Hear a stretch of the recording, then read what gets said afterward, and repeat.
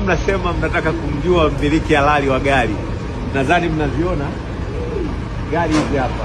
Maybach hiyo hapo milioni 700, milioni 1 na milioni 500. Hii hapa. Hii hapa sport car, hii luxury car.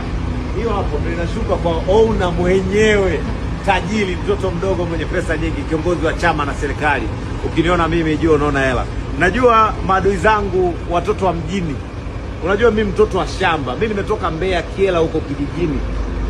Maskini mmoja, nimezaliwa kwenye familia ya kimaskini na walipresent maskini wote, vijana ambao wametoka kwenye familia za kimaskini. Mimi ndio role model wao.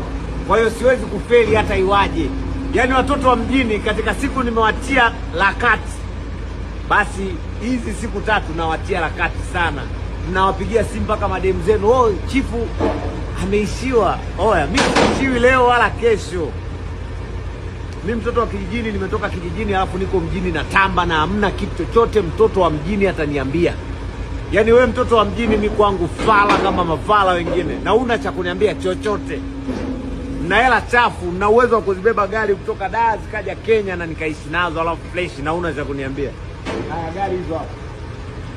Zimetoka Dar zimebebwa, hazitembei. Nimeletewa mpaka hapa Nairobi CBD. Utaniambia nini wewe maskini? Gari yako inaishia Mbezi Beach, inaenda hapo Sinza kwa Malaya na Tabata hizo hapo Mbinga hizo hapo zinashuka. Si unaelewa? Wale wote waliodhani nitasafa, wale watu wote waliodhani nitafilisika, nitaishiwa, nyie ni umbwa. Yaani mtu aliyesota yuko kama mimi. Mtu aliyeishiwa yuko kama mimi, mnavyoniona. Hebu